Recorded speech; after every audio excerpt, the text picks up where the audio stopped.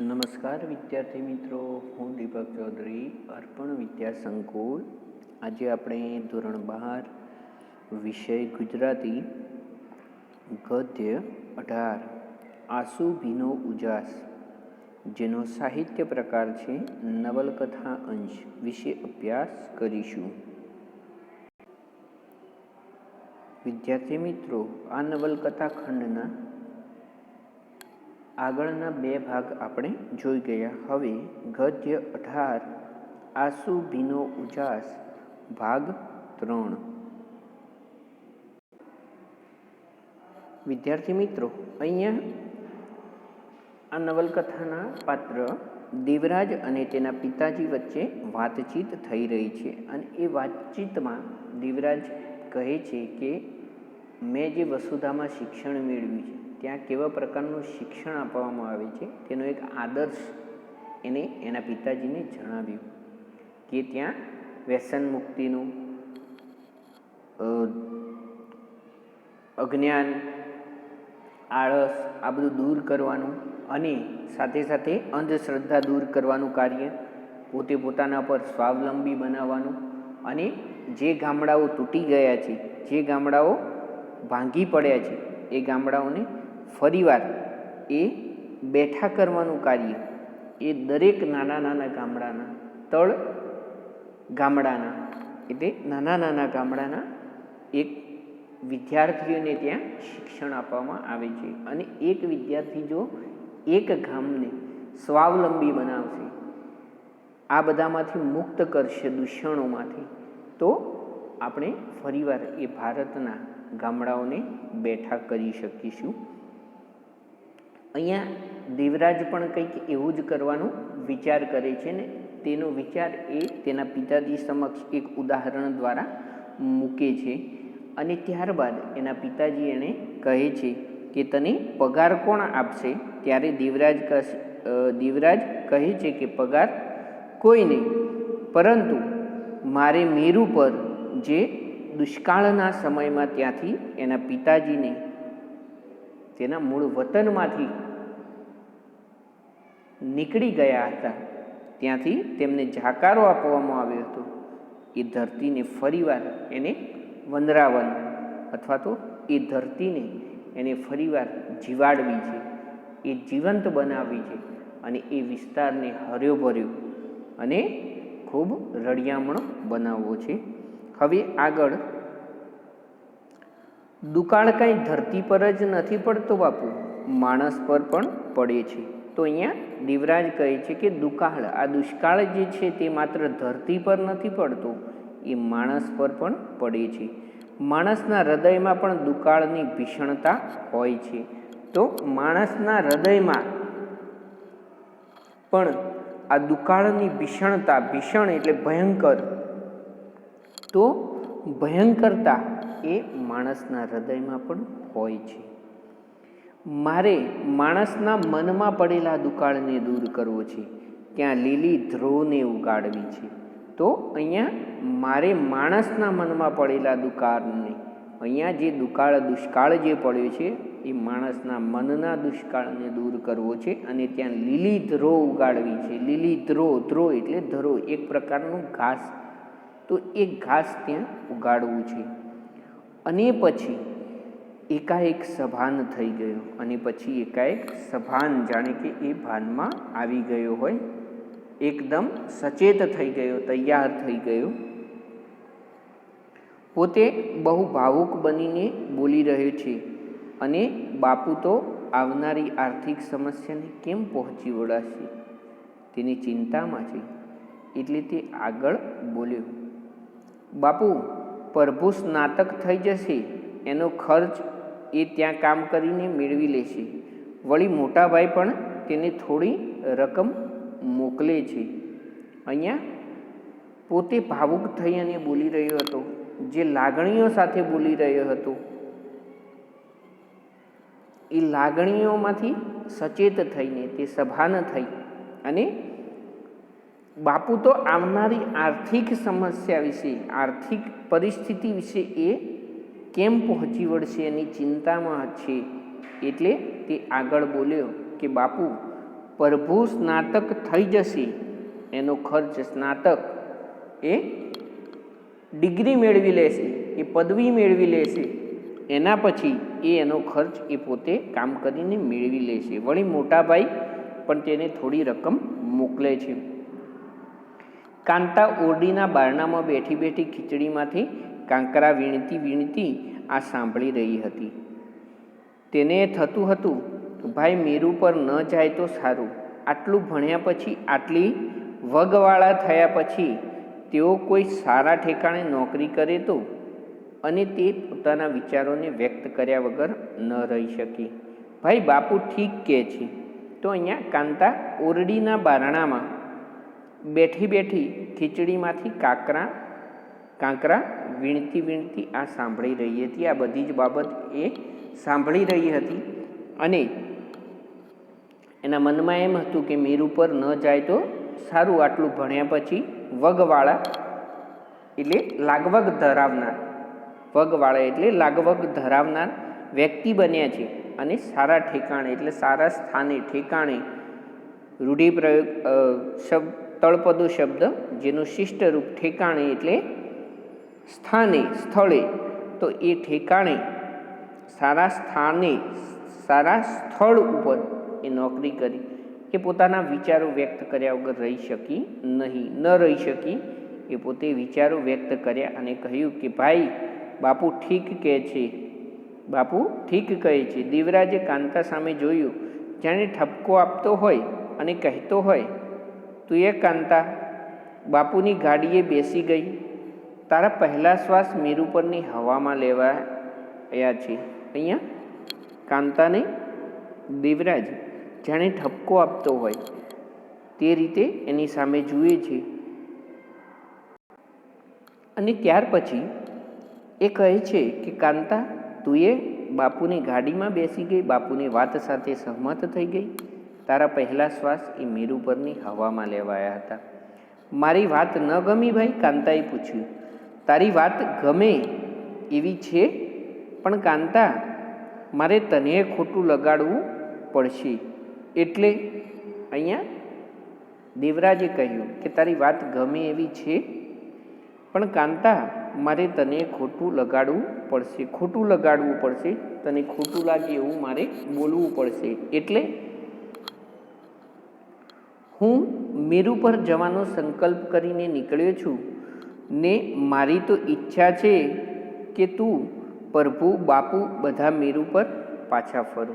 તો અહીંયા એણે કહ્યું કે હું મીરુ પર જવાનો સંકલ્પ, નિશ્ચય કરીને નીકળ્યો છું અને મારી ઈચ્છા છે કે પ્રભુ, તું અને બાપુ બધા મીરુ પર પાછા ફરો. કાંતા સાંભળી અચંબો પામી ગઈ. બાપુ પણ કશું બોલ્યા વગર ચલમમાં તમાકુ ભરવા લાગ્યા. તો બાપુ પણ કંઈ બોલ્યા નહીં અને અચંબો પામી જઈ એટલે આશ્ચર્યચકિત થઈ જવું. અચંબો પામી જવું એટલે આશ્ચર્યચકિત થઈ જવું, રૂઢિપ્રયોગ છે. કાંતા આશ્ચર્યચકિત થઈ ગઈ અને બાપુ કશું બોલ્યા નહીં. સાંજે વાળું કર્યા પછી, વાળું એટલે ભોજન, તો સાંજે વાળું કર્યા પછી, ભોજન કર્યા પછી બાપાએ કહ્યું, હું જાઉં છું. બાપાએ ખભે ધાર્યું મૂક્યું. ધાર્યું એક પ્રકારનું હથિયાર. તો રાત્રિનું ભોજન કર્યા પછી, વાળું એટલે રાત્રિનું ભોજન કર્યા પછી એક હથિયાર, એ ધાર્યું એમણે ખભા ઉપર મૂક્યું. અત્યારે એમની ચાલ અક્કડ થઈ ગઈ હતી, જાણે ઉંમરના 10 વર્ષ એક સામતા ઘટી ગયા હોય.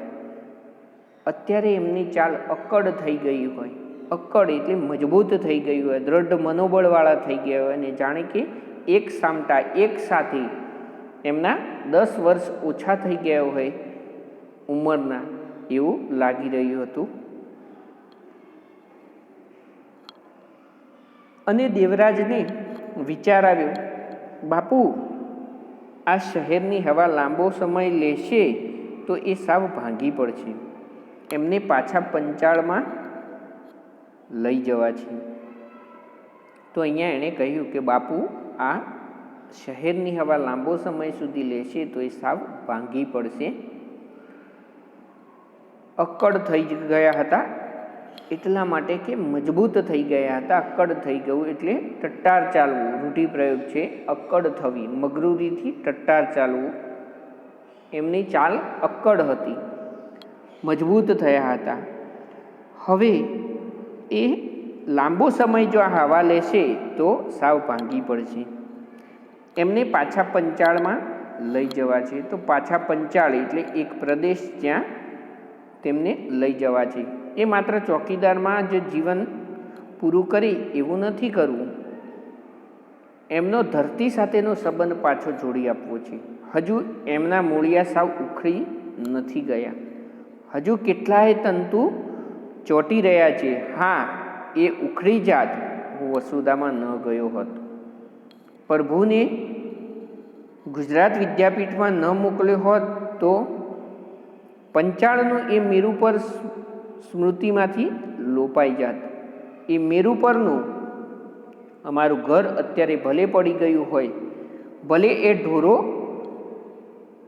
થઈ ગયું હોય, પણ એ ઢોરા નીચે અમારી એક લાગણી હજુ દટાયેલી છે. બાપુને ત્યાં લઈ જઈશ. બાપુ એ ધરતી પર પગ મૂકતા જ ઘોડા ખેલતા રાજકુમારની સ્ફૂર્તિ પ્રાપ્ત કરી લેશે. તો અહીંયા બાપુએ ખભે ધાર્યું મૂક્યું, અક્કડ ચાલ થઈ ગઈ. 10 વર્ષ જાણે એમના ઘટી ગયા હોય. દેવરાજને વિચાર આવ્યો કે બાપુ લાંબો સમય અહીંયા શહેરમાં એ રહેશે તો સાવ ભાંગી પડશે. એમને પંચાળમાં એક પ્રદેશમાં પાછા લઈ જવા છે, ક્યાં મેરુ પરમાં. માત્ર ચોકીદારમાં જ એમનું જીવન પૂર્ણ થવા દેવું નથી, એમને ધરતી સાથેનો સંબંધ પાછો જોડી આપવો છે. અને એમના ધરતી સાથેના સંબંધના સાવ મૂળિયા, એ મૂળિયા હજુ સુધી ઉખડી ગયા નથી. નાના નાના તંતુઓ, એ નાની નાની લાગણીઓ, નાના નાના મૂળ જે ધરતી સાથેના સંબંધના છે તે હજુ સુધી ચોંટી રહ્યા છે. હા, ઉખડી જાત હું વસુધા ન ગયો હોત તો. દેવરાજે કહ્યું કે હું વસુધામાં ન ગયો હોત તો એ તંતુ ઉખડી ગયા હોત. પ્રભુને ગુજરાત વિદ્યાપીઠમાં ન મોકલ્યો હોત તો. અહીંયા પ્રભુ ગુજરાત વિદ્યાપીઠમાં ન મોકલ્યો હોત તો પંચાળનું એ મેરુ પર સ્મૃતિમાંથી એટલે યાદમાંથી લોપાઈ ગયું હોત, એટલે ભૂલાઈ ગયું હોત. લોપાઈ જવું એટલે ભૂલાઈ જવું, તો એ ભૂલાઈ ગયું હોત. એ મેરુ પરનું અમારું ઘર અત્યારે ભલે ને પડી ગયું હોય, ભલે ઢોરો થઈ ગયું હોય, અહીંયા ભલે ને પડી ગયું હોય, ઢોરો થઈ ગયું હોય, ઢગલો થઈ ગયું હોય, એ ઢોરો નીચે, ઢોરા નીચે, એટલે ઢોરો એટલે એક પ્રકારનો ઢગલો, ટેકરો, તો એ ટેકરા નીચે, એ ઢોરા નીચે અમારી લાગણી હજુ દટાયેલી છે. બાપુને ત્યાં લઈ જઈશ. એ ધરતી પર પગ મૂકતા જ ઘોડા ખેલતા રાજકુમારની સ્ફૂર્તિ આવી જશે.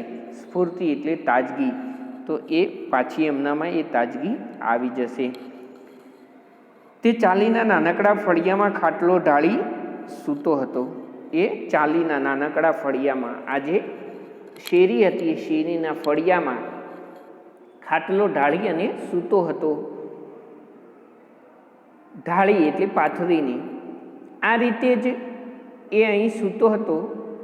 બા પડખે બેસીને તેના બરડા પર હાથ ફેરવતી મેરુ પરને યાદ કરીને કઈ કેટલીય વાતો કરતી. બાનું ગોરું મોં એ વખતે રતાશ પકડી જતું. એનો પડછંદ દેહ જાણે એ પથરાળ ભૂમિમાં હડિયાપાટી કરવા તલસી રહ્યો હોય એવું લાગતું ને ત્યારે એનો આખો દિવસનો થાક ઉતરી જતો. તો અહીંયા એ ચાલીના ફળિયામાં દેવરાજ જ્યારે સૂતો હોય છે ત્યારે બા એના પડખે બેસી અને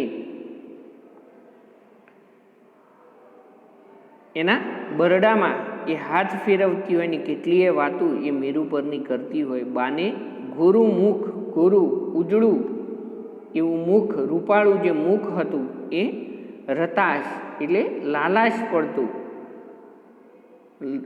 રતાશ લાલાશ પકડી જતું હતું, લાલાશ પકડી જતું, એનું મુખ એ લાલ થઈ જતું હતું. પરંતુ પડછંદ, પડછંદ એટલે કે મહાકાય, કદાવર, પડછંદ એટલે મહાકાય, કદાવર, તો એ કદાવર દેહ એનું મહાકાય જે દેહ હતો એ દેહ પથરાળ ભૂમિના હડિયાપાટી, અહીંયા હડિયાપાટી એટલે દોડાદોડી, દોડધામ કરવા માટે તલસી રહ્યો હોય, તલસી રહેવું, તલસવું એટલે આતુર થઈ જવું, આતુરતાથી રાહ જોઈ રહેવું. તો એ તલસી રહ્યો હોય, આતુરતાથી રાહ જોઈ રહ્યો હોય એવું લાગી રહ્યું હતું. ત્યારે એનો આખા દિવસનો થાક ઉતરી જતો, ત્યારે એના આખા દિવસનો થાક એ ઉતરી જતો.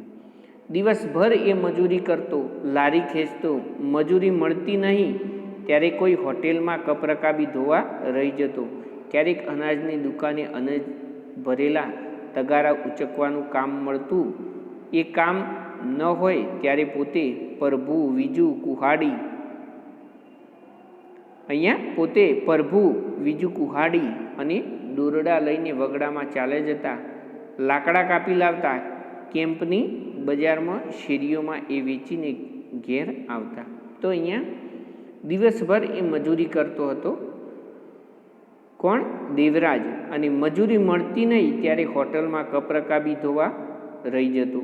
ક્યારેક અનાજની દુકાને અનાજ ભરેલા તગારા, તો એ તગારું એટલે છાબડા જેવા ઘાટનું લોઢાનું એક પાત્ર.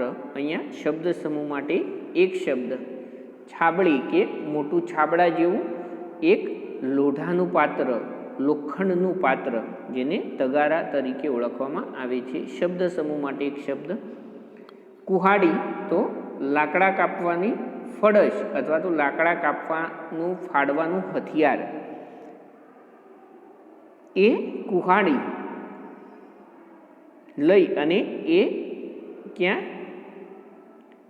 વગડામાં. વગડામાં એટલે લારી. અહીંયા હાથ વડે ધકેલવાની 4 પૈડાની ગાડી, લારી એ પણ શબ્દ સમૂહ માટે એક શબ્દ, કુહાડી પણ શબ્દ સમૂહ માટે એક શબ્દ અને તગારું પણ શબ્દ સમૂહ માટે એક શબ્દ. તો કુહાડી જે હતી એ એક પ્રકારનું લાકડા કાપવાનું, ફાડવાનું હથિયાર, તગારું છાબડા જેવું લોઢાનું, લોખંડનું એક પાત્ર, અને અહીંયા જે લારી હતી એ લારી એટલે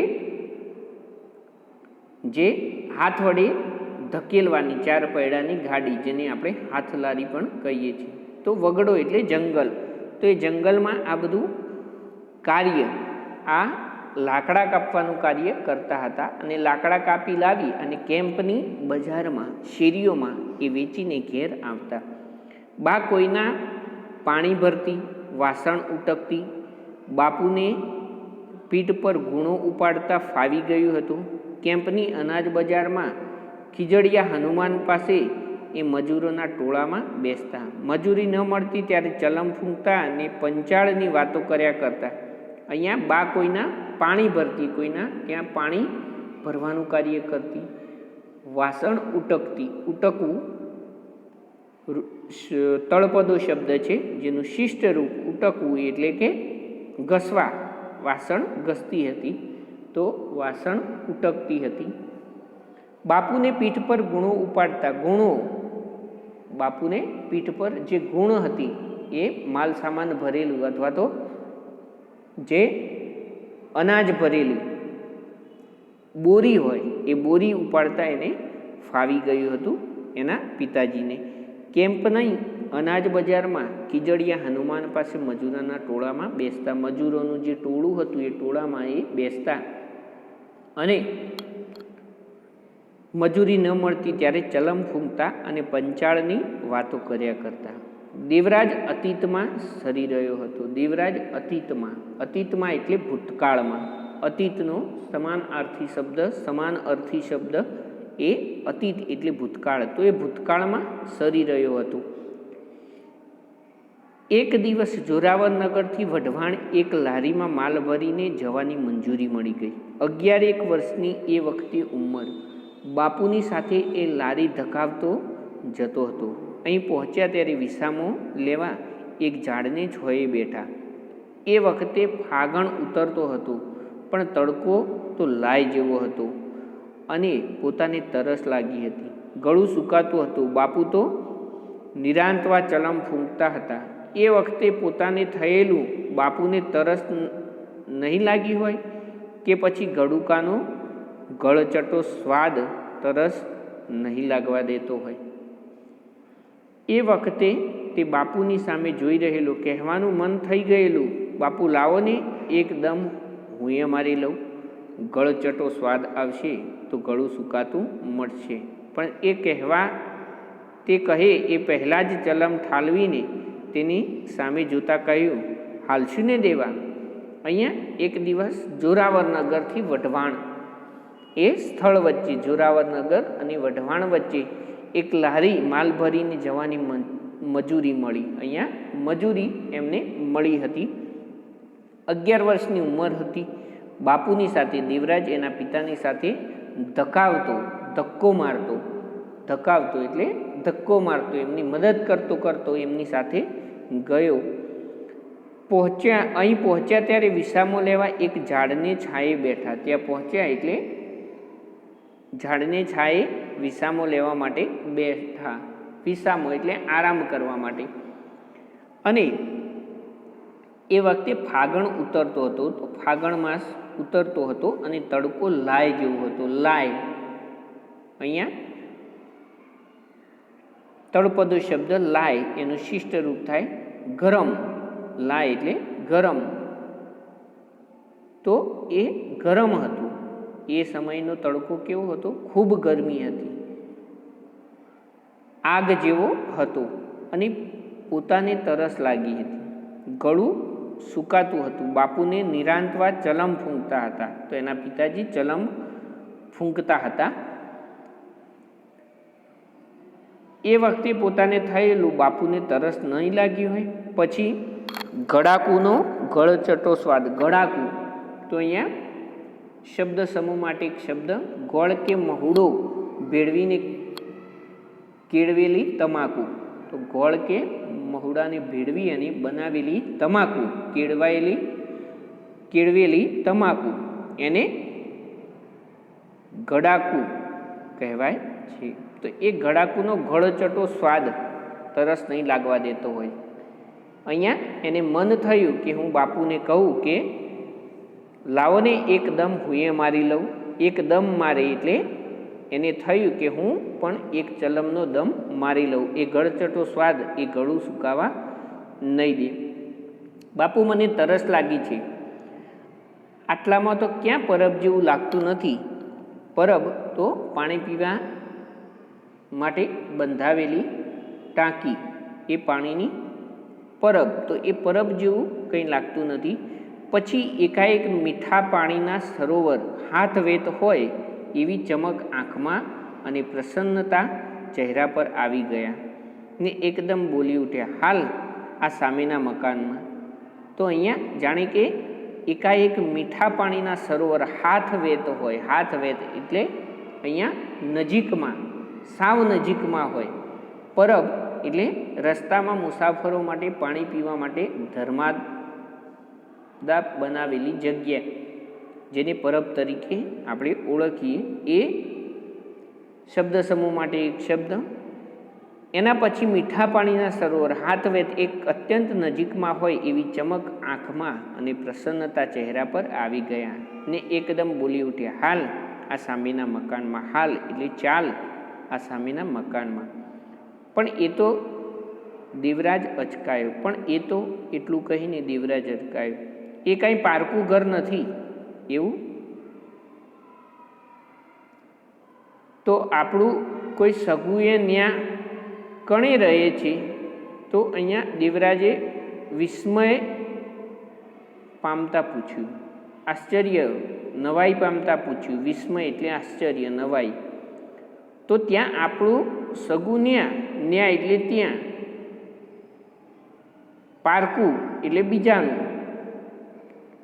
તો એ પારકું ઘર નથી એવું એના પિતાજીએ કહ્યું. તો દેવરાજે કહ્યું કે આપણું કોઈ સગું ન્યા એટલે ત્યાં, કણે રે એટલે કોણ રહે છે એવું અહીંયા તળપદો શબ્દ છે. કણે રે એટલે કોણ રહે છે ત્યાં આપણું સગું. નવાઈ પામતા કહ્યું, ના, ત્યાં કણે નિહાળ છે. ત્યાં કણે નિહાળ છે. નિહાળ અહીંયા ત્યાં કણે એટલે ત્યાં પાસે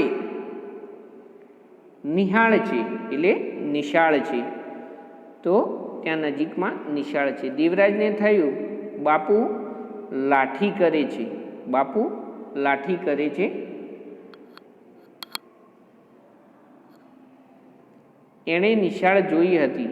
જોરાવર કેમ્પ અને રતનપરમાં હતી, બધી ગામની વચ્ચોવચ હતી. આ અંતરિયાળ નિશાળ કેવી અને એમાં છોકરાએ શાના ભણવા આવે? તો અહીંયા બાપુ લાઠી કરે છે એટલે મજાક કરે છે અથવા તો એને સાંત્વના આપે છે. એણે નિશાળ જોઈ હતી. જોરાવરનગર કેમ્પ અને રતનપરમાં હતી. આ અહીંયા અંતરિયાળ એટલે ખૂબ અંદરના અંતરિયાળ, અર્ધ વચ્ચેના, અધર. છોકરાઓ શાના ભણવા આવતા હશે? તો અહીંયા શા માટે ભણવા આવતા હશે? પણ એ બાપુને લાઠી ન કરો એમ કહી ન શક્યો. એ બાપુને લાઠી ન કરો એમ ન કહી શક્યો. તો એ બાપુને બીજું કંઈ કહી શક્યો નહીં. એક તો તડકો, વળી લારી ધકેલવાની, પગમાં કાંઈ ઉતરેલા ફાટલા ચપ્પલ, પાની તો બળ્યા જ કરી ને બાપુનાએ જોડાનું ક્યાં ઠેકાણું હતું? અહીંયા પણ એ બાપુને લાઠી ન કરે, મજાક ન કરી અથવા તો એમ ન કહી શક્યો. એ તો તડકા, એ સમયે તડકો હતો. વળી લારી ધકેલવાની, લારી જે હતી એ લારીને ધક્કો મારવાનો, પગમાં કાંઈ ઉતરેલા, કોઈના ઉતરેલા અથવા તો ફાટલા એટલે ફાટેલા ચપ્પલ, ફાટલા ચપ્પલ એટલે ફાટેલા ચપ્પલ, પાની તો બળ્યા જ કરી અને એમાંય પાની બળ્યા કરતી. તો એના પગમાં કોઈના ઉતરેલા ફાટેલા ચપ્પલ અને એમાં પાની બળ્યા કરતી. પાની તો શબ્દ સમૂહ માટે એક શબ્દ પગના તળિયાનો એડી તરફનો ભાગ, પગનું જે તળિયું છે એની એડી તરફનો ભાગ, એને આપણે પાની કહીએ છીએ. તો એ પાની એ બળ્યા કરી ને બાપુના જોડાનું ક્યાં ઠેકાણું? બાપુના જોડા, જોડા એટલે પગરખા. તો એ પગરખાનું અહીંયા ક્યાં ઠેકાણું હતું?